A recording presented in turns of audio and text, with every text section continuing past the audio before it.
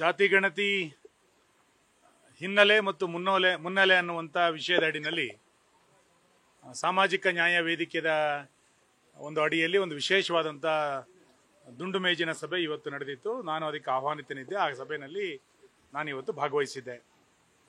ಸುಮಾರು 2.5-3 ಗಂಟೆಗಳ ಕಾಲ ಒಂದು ಸುದೀರ್ಘವಾದಂಥ ಚರ್ಚೆಯನ್ನು ನಾಡಿನ ಬೇರೆ ಬೇರೆ ಕ್ಷೇತ್ರಗಳಲ್ಲಿ ಕೆಲಸ ಮಾಡಿದಂಥ ಗಣ್ಯರು ತಮ್ಮದೇ ಆದಂಥ ಅಭಿಪ್ರಾಯಗಳನ್ನು ಈ ಸಭೆಯಲ್ಲಿ ಇವತ್ತು ವ್ಯಕ್ತ ಮಾಡಿದ್ದಾರೆ.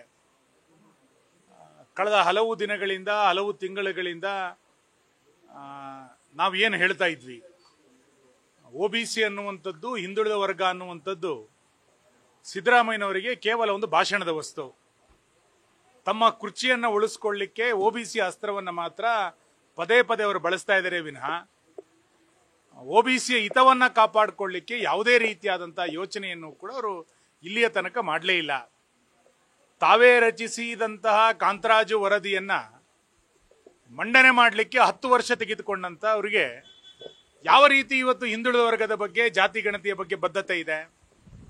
15ರಲ್ಲಿ ಈ ಕಾಂತರಾಜು ವರದಿಯನ್ನ ಕೊಡಬೇಕು ಅಂತ ಹೇಳಿದ್ರು. 10 ವರ್ಷಗಳ ಕಾಲ ಯಾರು ವಿಳಂಬ ಆಗ್ಲಿಕ್ಕೆ ಕಾರಣ ಯಾರು ಅಂತ ಕೇಳಿದ್ರೆ ಸಿದ್ದರಾಮಯ್ಯನವರೇ.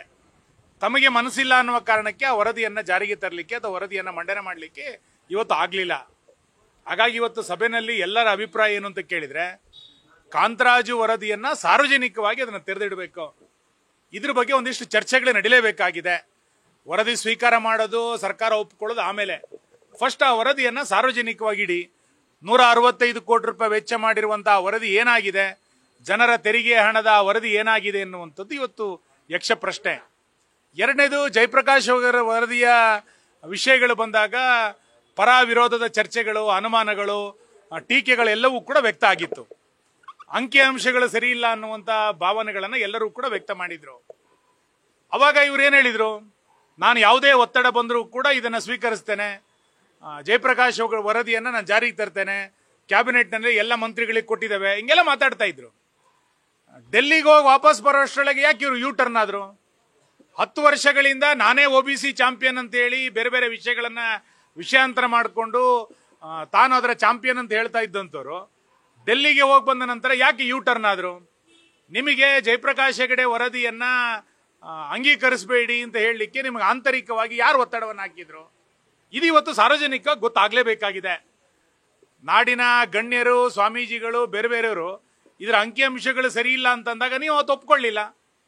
2014ರಲ್ಲಿ ಕಾಂತರಾಜು ವರದಿಯನ್ನ ಕಾಂತರಾಜು ಆಯೋಗವನ್ನ ರಚನೆ ಮಾಡಿ 25 ಫೆಬ್ರವರಿನಲ್ಲಿ ಜಯಪ್ರಕಾಶ್ ಹೆಗಡೆ ವರದಿ ಕೊಟ್ಟರು. ನೀವು ಕ್ಯಾಬಿನೆಟ್ಗೆ ತರಲಿಕ್ಕೆ ಅದನ್ನ 14 ತಿಂಗಳು ತಡವಾಗಿ ತಗೊಂಡ್ಬಂದ್ರಿ. ಜಯಪ್ರಕಾಶ್ ಹೆಗಡೆ ಕೊಟ್ಟಂತ ವರದಿಯನ್ನ ಕ್ಯಾಬಿನೆಟ್ಗೆ ತರಲಿಕ್ಕೆ 14 ತಿಂಗಳು ತಡ ಮಾಡಿದಂಥವ್ರಿಗೆ ಇನ್ನು 3 ತಿಂಗಳಲ್ಲಿ ಈ ವರದಿಯನ್ನ ನಾನು ಸಿದ್ಧ ಮಾಡ್ತೀನಿ ಅನ್ನುವಂಥದ್ದು ಎಷ್ಟರ ಮಟ್ಟಿಗೆ ನ್ಯಾಯ? ಹಾಗಾಗಿ 165 ಕೋಟಿ ರೂಪಾಯಿಯನ್ನ ವ್ಯರ್ಥ ಮಾಡಿರುವಂತ ನೀವು, 10 ವರ್ಷಗಳ ಕಾಲಹರಣ ಮಾಡಿರುವಂತ ನೀವು, ಈಗ ಮತ್ತೊಮ್ಮೆ ಮರು ಸಮೀಕ್ಷೆಯನ್ನು ಮಾಡ್ತೀವಿ ಎನ್ನುವಂಥದ್ದು ನಿಮ್ಮ ಮೇಲೆ ಯಾವುದೇ ನೈತಿಕತೆ ಇಲ್ಲ ಮತ್ತು ಭರವಸೆ ಇಲ್ಲ. ಯಾಕೆ ಭರವಸೆ ಇಲ್ಲ ಅಂತಂದ್ರೆ 165 ಕೋಟಿ ರೂಪಾಯಿಯನ್ನು ವ್ಯರ್ಥ ಮಾಡಿದ್ರಿ, 10 ವರ್ಷ ಕಾಲಹರಣ ಮಾಡಿದ್ರಿ, ಯಾವುದೇ ಬದ್ಧತೆ ಇಲ್ಲ, ನೀವು ಏಕಾಏಕಿ ಇದರಿಂದ ವಾಪಸ್ ಬಂದ್ರಿ. ಹಾಗಾಗಿ ನಿಮ್ಮ ಮೇಲೆ ಭರವಸೆ ಇಲ್ಲ. ಕೇಂದ್ರ ಸರ್ಕಾರ ಏನು ಈ ವರದಿಯನ್ನ, ಈ ಜಾತಿ ಗಣತಿಯನ್ನ, ಜನಗಣತಿಯನ್ನ ಮಾಡಬೇಕು ಅಂತೇಳಿ 13,000 ಕೋಟಿ ರೂಪಾಯಿಯನ್ನ ಇದಕ್ಕೋಸ್ಕರ ಖರ್ಚು ಮಾಡಬೇಕು ಅಂತೇಳಿ ಕೇಂದ್ರ ಸರ್ಕಾರ ಮುಂದೆ ಬಂದಿದೆ. ಒಕ್ಕೂಟ ವ್ಯವಸ್ಥೆಗೆ ಗೌರವವನ್ನು ತಂದು ಕೇಂದ್ರ ಸರ್ಕಾರದ ಜನಗಣತಿಯ ಜೊತೆಗೆ ನೀವು ಬೆಂಬಲವನ್ನು ಕೊಟ್ಟು ಕೈ ಜೋಡಿಸಬೇಕು ಅಂತೇಳಿ ನಾನು ಆಗ್ರಹಿಸ್ತೇನೆ. ಮತ್ತು ಇದರ ಬಗ್ಗೆ ಚರ್ಚೆಯನ್ನು ಮಾಡಲಿಕ್ಕೆ ನೀವು ಬೇರೆ ಬೇರೆ ಸಂದರ್ಭದಲ್ಲಿ ಶೈಕ್ಷಣಿಕ ಸಮೀಕ್ಷೆ, ಆರ್ಥಿಕ ಸಮೀಕ್ಷೆ ಹಿಂಗೆಲ್ಲ ಹೇಳ್ತಾ ಇದ್ದೀರಿ. ಇದ್ರ ಬಗ್ಗೆ ಒಂದು ವ್ಯಾಪಕವಾದಂಥ ಚರ್ಚೆ ಆಗಬೇಕು. ಕಾಂತರಾಜು ವರದಿಯ ಚರ್ಚೆಗಳಾಗಬೇಕು ಅಂತಾದ್ರೆ ನೀವು ವಿಶೇಷವಾದಂಥ ಅಧಿವೇಶನ ಕರೀರಿ, ನಾವು ಚರ್ಚೆ ಮಾಡ್ತೇವೆ. ನಿಮಗೆ OBC ಎನ್ನುವಂಥದ್ದು ಒಂದು ಭಾಷಣದ ವಸ್ತು ಆಗಿದೆ, ನಮಗದು ಭಾವನೆಯ ವಸ್ತು. ಹಾಗಾಗಿ ನಾವು ಇದನ್ನ ಭಾವನೆಯನ್ನು ಇಟ್ಟುಕೊಂಡು ಇಡೀ ರಾಜ್ಯದಲ್ಲಿ ಜಾತಿ ಗಣತಿಯ ವಿಷಯದ ಕುರಿತಂತೆ ಚರ್ಚೆಯನ್ನು ಮಾಡ್ತೇವೆ, ರಾಜ್ಯಾದ್ಯಂತ ಜಾಗೃತಿಯನ್ನು ಮಾಡ್ತೇವೆ. ಯಾವ ಸಾಮಾಜಿಕ ನ್ಯಾಯದ ಕುರಿತಂತೆ ಸಮಾಜ ನಿರ್ಮಾಣ ಆಗಬೇಕು ಅಂತೇಳಿ ನೀವೇ ಹೇಳ್ತಾ ಇದ್ರಿ. ಇದರಲ್ಲಿ ನೀವು ವಿಫಲತೆಯನ್ನು ಕಂಡಿದ್ರಿಂದ ಹಿಂದುಳಿದ ವರ್ಗದ 10 ಜನ ಪ್ರಮುಖರು ಇವತ್ತು ಕೂತ್ಕೊಂಡು ನಾವು ಇದನ್ನ ರಾಜ್ಯಾದ್ಯಂತ ಈ ಚಟುವಟಿಕೆಯನ್ನ, ಈ ಜಾಗೃತಿಯನ್ನ ವಿಸ್ತರಿಸಬೇಕು ಅಂತೇಳಿ ಇವತ್ತು ಚರ್ಚೆಯಲ್ಲಿ ಬಂದಿದೆ. ಸರ್, ಇವತ್ತು ಕೃಷ್ಣ ನಾಯಕ್ ಅಂತ ನಿಮ್ಮ ಪಕ್ಷದಿಂದ JDS ಹೋಗಿದ್ದಾರೆ ಸರ್, ಇದಕ್ಕೆ ನೋಡೋಣ. ಇವತ್ತು ನನಗೆ ಅದು ಮಾಹಿತಿ ಬಂದಿದೆ. ರಾಜ್ಯದ ಸಮಿತಿ ಅದ್ರ ಬಗ್ಗೆ ನಾಳೆ ನಾಡದಲ್ಲಿ ಕೂತ್ಕೊಂಡು ಚರ್ಚೆ ಮಾಡಿ. ಮತ್ತೆ ಜಯಪ್ರಕಾಶ್ ಹೆಗಡೆ ಅವರದ್ದೇ ಕಮಿಟಿಯನ್ನು ಮಾಡಿದ್ದಾರೆ. ಈಗಾಗಲೇ ಅದಕ್ಕೆ ಸದಸ್ಯರನ್ನು ಕೂಡ ಘೋಷಣೆ ಮಧುಸೂದನ್ ನಾಯಕ್ ಮಾಡಿದ್ರು. ಮಧುಸೂದನ್ ನಾಯಕ್ ಅಲ್ಲ, ಅದಕ್ಕೆ ಹೇಳಿದೆ ಈ ಸಮಿತಿಗೆ ಮತ್ತೆ 300 ಕೋಟಿ ರೂಪಾಯಿ ನೀವು ಕೊಡ್ತೀರಿ, ಮತ್ತೆ 3 ತಿಂಗಳಲ್ಲಿ ಮಾಡ್ಲಿಕ್ಕೆ ಸಾಧ್ಯ ಇಲ್ಲ. ಇವತ್ತು ಬಹಳ ಇಂಪಾರ್ಟೆಂಟ್ ಏನು ಅಂತಂದ್ರೆ 3 ತಿಂಗಳಿನಲ್ಲಿ ಮತ್ತೊಂದು ಸಮೀಕ್ಷೆಯನ್ನು ಮಾಡ್ತೀವಿ ಅಂತ ಹೇಳಿದಿರಿ.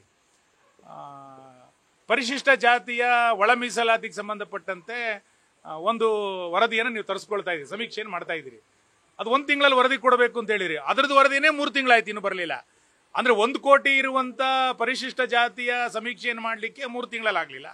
ಇನ್ನು 6.5-7 ಕೋಟಿಯ ಜನರಿರುವಂತ ಇಡೀ ರಾಜ್ಯದ ಸಮೀಕ್ಷೆಯನ್ನು ಮಾಡಲಿಕ್ಕೆ 3 ತಿಂಗಳಲ್ಲಿ ಹೇಗೆ ಸಾಧ್ಯ? ಯಾಕೆ ಜನರಿಗೆ ಸುಳ್ಳು ಹೇಳ್ತಿದ್ದೀರಿ ನೀವು?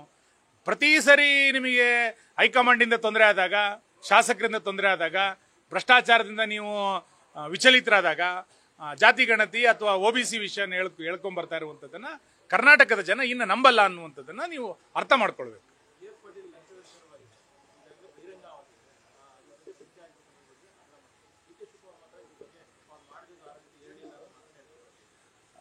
ಕಾಂಗ್ರೆಸ್ ಪಕ್ಷದ ಒಳಗೆ ಶಾಸಕರುಗಳು ತಮ್ಮ ಸರ್ಕಾರದ ವಿರುದ್ಧ ಅಸಮಾಧಾನವನ್ನು ಹೊರಹಾಕ್ತಾ ಇರೋದು ಇದನ್ನು ಮೊದಲೇನಲ್ಲ.